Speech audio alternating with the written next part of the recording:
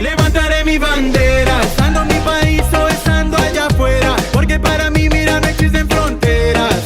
Yo levantaré mi bandera, wow. Levantaré mi bandera, estando en mi país o estando allá afuera, porque para mí, mira, no existen fronteras. No, no. All right, welcome everyone. We are back with our Meet the Garcia series brought to you by Wafi Media. I am your host, Rafael, aka the Latin Babbler, host of the Latin Babbler Show.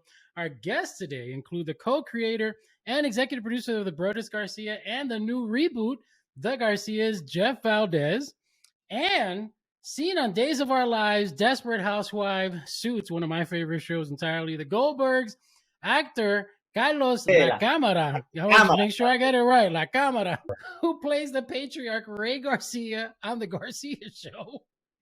So welcome everyone. How are you guys doing today? Great. I'm in Los Angeles, so I'm not as tired as Jeff, but I'm good. I'm in New York right now. We've been doing some interviews out here, and it's going great. We're just getting a lot of love from all the Latinos on the East Coast, Boricua power. See, Carlos, all the Boricuas stepping up. So great. Right here, you see it? Representation right there. My Boricua family. I'm Puerto Rican Dominicans, so you're on my side. The Dominicans, Puerto Ricans giving us lots of love while we're here. That's very cool. Very cool. So I wanted to kind of do, because I love origin stories. And so before we get into the actual show, I wanted to find out, get people to get to know you guys and what you guys stand for. So like, Jeff, what was your journey to working in the film industry? Well, I used to live with a pack of wild wolves, and we wandered at night trying to find food. What was my journey? Wow, that's you don't have enough time in this podcast. The very short version is I always loved. I would put on like plays in my backyard with kids in the area. So I was producing when I was like 8. And then when I was about 10, I used to have to clean a drive-in theater every morning before school, all the way through middle school and high school. And I look up at the big screen and think, wow, someday I want to do something like that. Although I always tell people, being in Pueblo, Colorado, and then going from that to producing a series on HBO Max and living in Beverly Hills, had you told me that back in Pueblo, I would have said, no, I think it'd be easier to drive a dump truck to Mars, because it was just an impossible task. And long story short, graduated from school, played music, went from music into stand-up comedy, from stand-up comedy into writing, and then here we are. Yeah, that's really cool. What about you, Carlos? What inspired you to become an actor/writer? Well, both my parents were artists, actually, happened to be artists. And my father was a graphic artist, or like a commercial artist, Mad Men style in Cuba. And then came here and picked right up and worked on McCann Erickson and making, art. So he taught me art. He was an artist. And my mother had been studying opera in Cuba before we left. And so she had that. And they wanted me to be a lawyer or a doctor, but wasn't going to happen. And at the same, like a little similar to Jeff, in that I, in 6th and 7th grade, I realized that I could get out of writing reports by doing little plays. So I would put on skits and do plays, and I just fell in love with it. And I also found just great camaraderie in the theater community, like in high school, theater departments, and then college. They were just my people, and so I went from there, and I was able to find work in television, and I still do theater. It's been a good life, a really good life. When I was 19, I worked at a factory. I very quickly figured I can get my allotment of work for the day in about 30 minutes, because that's how much people weren't working there. So I would put my 30 minutes work in, meet my quota for the day, and then the rest of the day, the other 7.5 hours, I would hide in various areas with a notebook and write sketch ideas for plays, sketches, TV shows. And I still have those notebooks in there. I got a whole bunch of them. I haven't looked at them in years, but that when you want to do something like this, you find a way to do it. So how many boxes do you have of these notebooks? I'm curious. I got a big box full of notebooks. Oh, wow. I was there for like 3 years writing every day. Wow. That's insane. That's great. But that's the passion of it all. I mean, when you have that drive, you go for that. I was actually mentioning, Carlos, because your parents had came here during that time where they were trying to kind of escape Cuba. Oh yeah, no, we escaped the revolution, and I was 2 years old, and this is 1960, a long time ago. And my father, I wrote a play about it actually in a way, but it was the thing, we were middle class Cubans living in Havana. We were bourgeois Cubans, and obviously the advertising industry started drying up when the revolution came, and then there started being executions on television, and food dried up. And my father was in an ad agency, a Cuban ad agency. They were, I think, in the at least 50 at the time in Havana, and they revolutionized the agency. So they kicked out the owner who owned the agency, and they elected the messenger boy president. And that's when my dad said, "Okay, now it's time to get out." And I'm not going to tell you the whole story, but he did a whole chicanery, a whole business to be able to get us out. And that he did. Yeah, no kidding. Gave us the talent that we have today. So there you go. That's Thank you. That's one amazing. It's an amazing story because you went back in 2000, right? To go. Yeah. What was that experience like? It was beautiful and heartbreaking. I went back and saw my. I have family still there, and the Cubans are the people I met in my family. They're very well educated. They're smart. They're just not allowed to do anything with their lives. It's a very repressive system, and it's repressive in the sense that there's no hope. You can't work harder and get anywhere or anything. And so the way it felt to me was that the Cubans are like arrested adolescents. The government, Castro specifically, but whatever, keeps them or kept them and still does, at a sense of they never can become adults. They can never do for themselves. They have a cap. So they're always, so they're always finding out ways to get around Big Daddy's, rules to survive. It's a very hard system. Yeah, that's crazy. That's crazy. I'm dying to go because I'm I want to see the culture for itself, and hopefully there's change there. I appreciate you telling us that. Well, it's actually gotten a lot harder recently with the COVID, and I just spent. It took me 2 months to get my family there. I got them like 12 pounds worth of like Benadryl and cough medicine and all these things that they just can't get there, and soap, and they're having a very hard time. And so if you go, see me first so I can give you some cash to give my family, and I'll have you move. We might go together. Who knows? Yeah. You'll be the one touring me around. All right, let's get into the Garcias. So Jeff, obviously my first question is for you. What made you reboot the original show, and why now? Well, I would have rebooted it in 2011 when I started trying to get the rights back, but it took 7 years to get the rights back and 3 years to get it, sold and shot.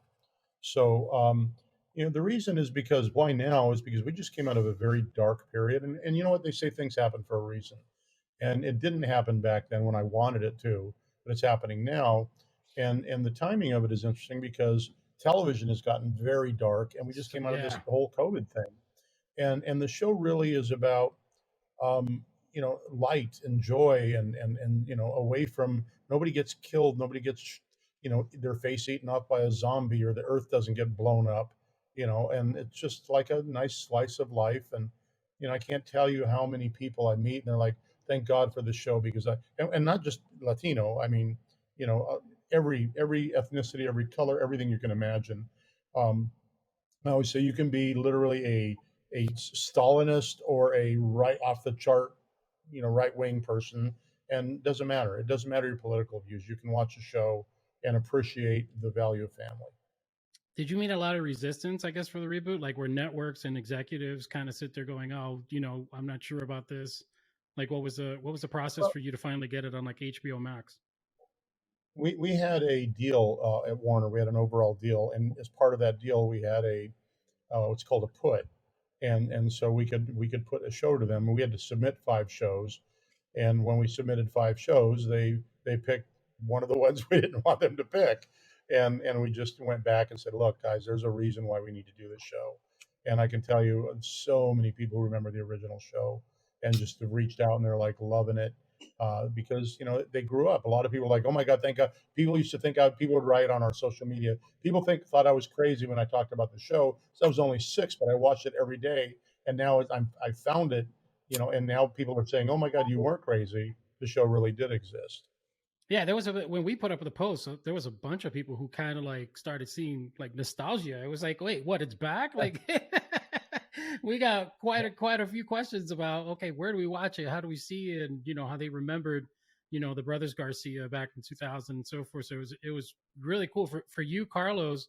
Like, who is Ray Garcia for people who have not seen the show? Well, like you said, Ray is the patriarch, but not in any kind of oppressive way. He is the father. He is a professor of Mayan studies. He's very intellectual, and he's kind of always like one little step behind the new generation, but he's trying to catch up. And he's so much fun to play, and it's a great experience. He's a man-child, simply put. He's a man. Although he's a man-child. However, one of my favorite scenes, Carlos, is where Sonia says the boys are fighting. I think that episode's coming up tomorrow. Yeah. And she says, "Go work some of your dad magic," and you very firmly say, "No, they're grown up. They need to figure this out on their own." Yeah. So that moment was such a great moment, because so often Ray's like nervous about meeting his hero, the author, and he has little cat ears. And Ray, he's a lot of fun.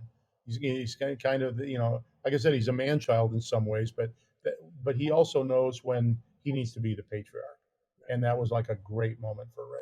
Yeah, because I was going to ask that, because it's different. So, the brothers Garcia, you're the patriarch, you're the dad. Like here, you're everybody, you're the dad of, children that now have children. So it's a completely different role of being a grandfather from a father. Your father, you're, the go-to, so to speak. But as everybody else is a grown up now, and as Jeff mentions, you're now having to pass the baton, so to speak. I do see that you have to let go. You have to let go and say, well, sink or swim, here they go. And that can be very hard, because you never stop worrying. But you have to let go. And definitely the grandparents. And there's a great episode with Ada, Sonia, my wife, where she wants to impose her spiritual beliefs on the grandkids, and the mother disagrees. And at one point, Sonia has to say, "You're right. You're the mother." Yeah. And they come to a nice compromise. But it's things like that are just really brought up beautifully in the show, I think. So what was it like to reunite with the original cast again? Jeff, I'll start with you. Like when you got everybody and you made the calls, what was it like to see everybody together again? Well, it was great. I mean, they all came to the house, and I said, "Look, I've got the rights back.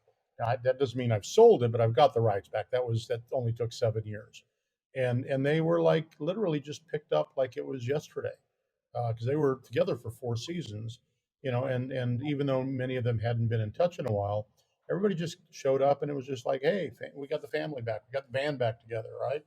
And we started shooting some videos, and we had a lot of fun. It was really, like I said, when you have a good friend that you haven't seen in years, and they're a really good friend, you could literally pick up like it was yesterday. Very cool. I agree. It was like for me, I agree with Jeff. It was like we'd had a long weekend, and now we're back at work. And sure, everyone was a little older, especially and I'm like the white hair, but it's it is. It's just we picked up where we left off. How did you I guys? got asked today. Somebody said, if I may, somebody has said when I was with Bobby, who plays George. Yeah. We had a TV interview in New York today, and they said, "Well, what's different about Bobby now as opposed to when before?" I'm like, "Well, he can drink now, because before he was 13, he couldn't drink, other than those few beers that I snuck him on the set."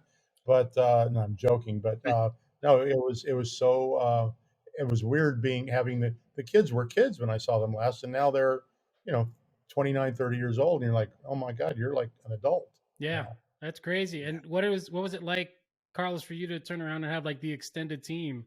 Because now it's not just the original crew. You got families and kids on set and so forth. So it's like it's Well, nuts. it was really easy. The kids and the kids' parents, and I don't know how Jeff managed this. I mean, of course, he was going to get someone talented who was good, and they're all very good, but they also are all very good people.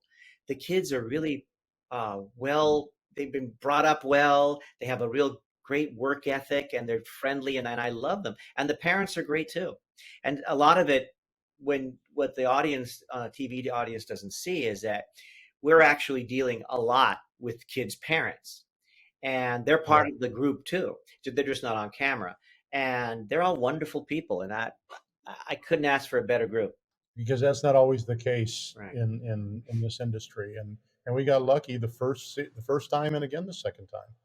Yeah, that's one of the things Bobby was telling me in the interview that we just had, is that he had to get acclimated, with his co-star and so forth, and they would be able to go and hang out, to kind of build that connection, and that it just seemed so genuine with everybody Yeah. on set. It seemed like they were a part of it since the beginning or the onset. You know what I'm saying? Like so it was just really cool to hear that, because like you said, Jeff, I know some stories. My daughter's an actress. I've seen, quite a few things where people turn around and they are having just nightmares on set Right. trying to get along and And stuff. I just want to say, I honestly think that ethic, that ethos, is set from the top. I think it's thanks to Jeff, and also the directors, and Carlos Gonzalez, who's a DP director of the show, and and maybe a little bit Ada and I, but mostly Jeff and those guys. Is that when you treat people well, and when you treat people with dignity and respect, and you're kind to them, they respond. And so there's no room for any kind of bad behavior, because there's no point to it. So it's really great.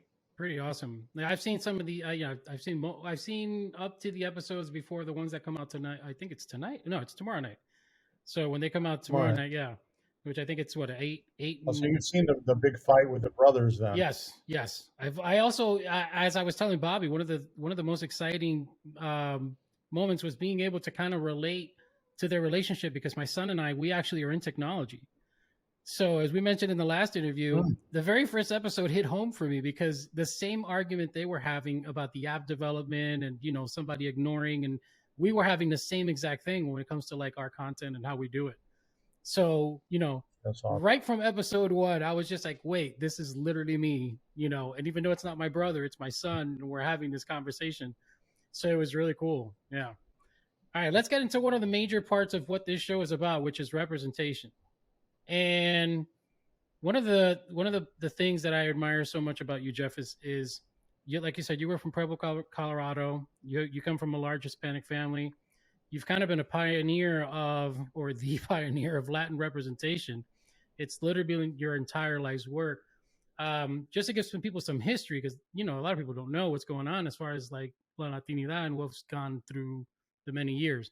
So you started CTV, which is an English language cable channel that targeted Latinos, and that turned Mhm. into Nuvo TV. And then for people who absolutely have no idea what that is, you might know it by its new name, because we just did an interview with Jesus Trejo, which is Fuse TV. And it's moments like that that make you sit there and go, okay, this is who we are speaking to right now. Okay. Why was it so important, in your own words, to change the narrative of like what Hollywood and the media is trying to portray about Latinos? Well, because it's not right. I mean, here's the thing. It's a business first and foremost. It's called show Yeah. business, and it's kind of amazing to me.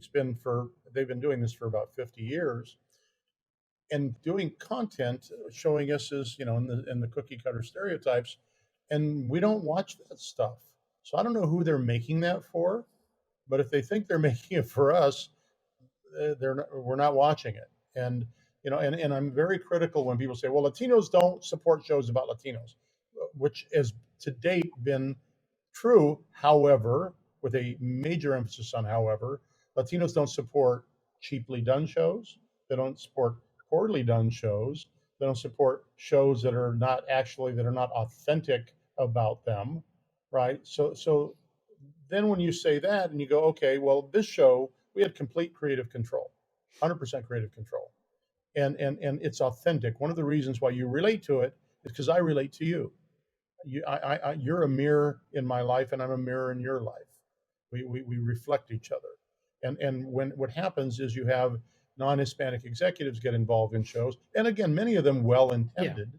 They're not evil people, I don't believe, but you can't, if it's not broke, don't fix it. And my partner, when he went to the senior executives at Warner, he said, look, we don't need a bunch of white people telling us how to be Latino. We've been doing that all our lives. And he says, and Jeff ran 50 episodes of the original series. We got this.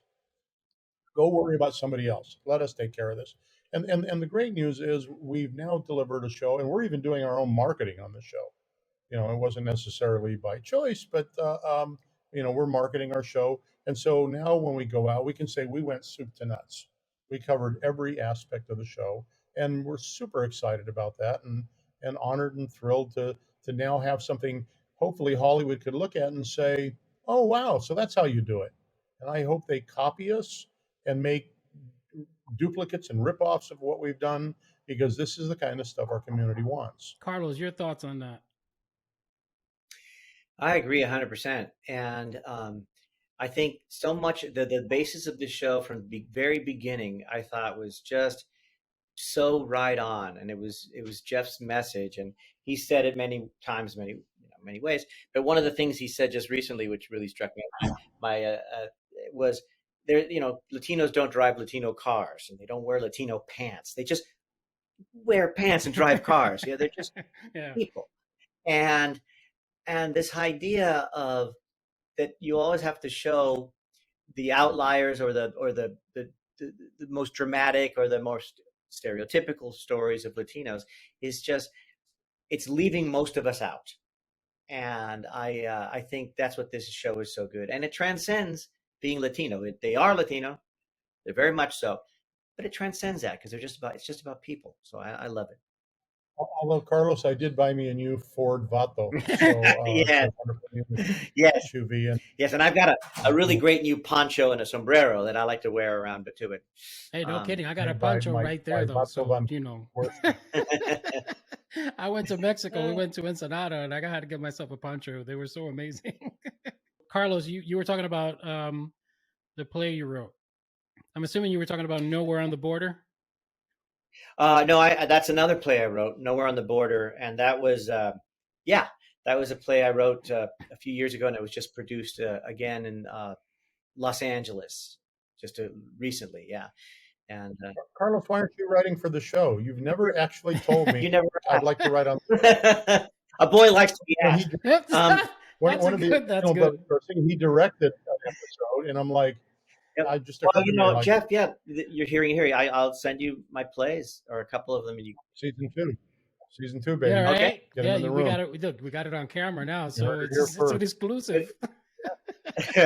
Well, what I try to do with that play, which is a thing that Jeff does very well on the show, is that I try that it's basically border this vigilante on the border meets a Mexican guy who's looking for his daughter who's lost in the desert. Yeah, and that happens to be a real story, that one. But I made up my own thing, and basically by sitting there, these two working class men both come to realize how they're both so much more alike than they are different, and they're both enduring the same problems, in a way.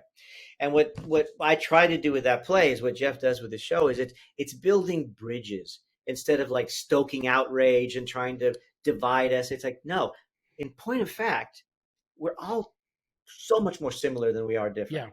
Yeah. And so. Yeah, I actually, I think you got a quote, what is it, on Nuestras Voces? It was in a book. We're showcasing that. It says, I wrote the play in English because I wanted non-Latinos to see it. I try to draw Americans into a world of the play to have them realize that but for an accident at birth, they too might have found themselves crossing a terrible desert in search of life. I mean, that's a priceless quote. Well, thank you. You're very poignant, Carlos. It's like you're seeing me for the first time, Jeff. I'm gonna say, damn, I'm just gonna like. Yeah, let me it's just it's watch going to be for a while. content later on, so don't be That's surprised. a beautiful. There you go. Yeah. So, for both of you guys, as Latinos, non-Latinos, just in general, are watching the show, what is it that you want them to take away from the series? A sense of normalcy. You know, that families are very dynamic organisms. You know, and our Latino families are really no different when you really break down so much of it. I always say the steak of the show, if you think about the steak, is always about the meat, is all about the family and the dynamics. The sauce is, you know, we put a little salsa on top of it once in a while, but you know, again, you know, I had a reporter recently. He said he was a reporter at the Denver Post. He goes, "Look, I'm Ohio white. That's how white I am." He said, "But every Thursday, my mom and dad and my kids and my wife and I watch the show." Right. So a sense of like, you know what? It's good because there's no live action family stuff. There's live action animation for families, or there's not a live action. There's animation for families, but no live action, you know, content. So we want people to want more of that, you know, and we want people to know that it's not just Latino, that everybody's included. As a matter of fact, after this, I'm going to meet. We have a couple super fans. One she's Pakistani that's cool. from London. She's like a super Mariamo, and then another guy, Hitori Diku. He's a white guy. He's into anime. He's a white guy from Jersey. So I invited him. I had my assistant. I'm having a drink with him here at the hotel. So hopefully he's not like some kind of weird stalker, and you know, and suddenly I. And this is the last interview we see of Jeff. Yeah, exactly. This would be priceless. Going, oh, he was joking, but look what happened. And oh my God, I can sell this to TMZ for so much money now. But no, it's like we believe in our fans, and we want, like I said, we're just a mirror reflecting their lives. Very cool. Very cool. All right. So let's see. Carlos, if people wanted to follow you, where would they go? Watch the Garcias. Come on. You got to have Instagram or something. Well, I got Carlos Lacámara on Instagram, and you know, and I don't want to sound like an old fuddy, but I don't foster my social media presence. I'm not against it, but you might follow me, and you might get a little bored. So, but I will definitely tell people and announce when I have plays or when the Garcias are on. I'm not going to tell you what I ate for dinner, but I'm going to tell you these things, you know. Call him. His number is 310-774. So everybody starts texting him at 3:00 in the morning. That would be great. Yeah. Hey, dude, what are you doing? You up? Yeah, right? Yeah, my name on Instagram. You'll find me by my name on Instagram. Very cool, very cool. Jeff, how about you and the show? If they want to follow me, they should go to Tere's Mexican Restaurant on Melrose. Such and a good Vine. restaurant, by the way. That's where I go eat all the time. So I love Tere's. So, or Pinches Tacos on Sunset. I'm all over the Garcia Instagram. I have it in our TikTok page. And our TikTok is blown up. I mean, we went from 69 followers to like 34,000. We went from 30 likes to 150,000 likes. We went from 300 views to 5.5 million. That's amazing. Views. So, and our Giphies have 45 million views on the Giphy GIFs that we have. So, you know, and it's not surprising because Latinos are young, they're tech savvy because of their youth, and you know, and people are starting to really find Very us. cool. All right, well, that is Jeff, that is Carlos, it's the Garcias. Make sure that you follow our show at Todo Wafi. Hit the subscribe button here on this YouTube channel, and make sure you go watch the Garcias streaming on HBO Max right now as we speak. So if you're not watching it, you're missing out. And you know what? We're going to catch you in the next episode, and I'm going to just scream at you because that's what we're going to do. So from Rafael, from Jeff, from Carlos, we're out. Desde Nicaragua hasta Costa Rica, con esta canción todo mundo se identifica. Llamen a los chilenos y a los cubanos, llamen a Puerto Rico.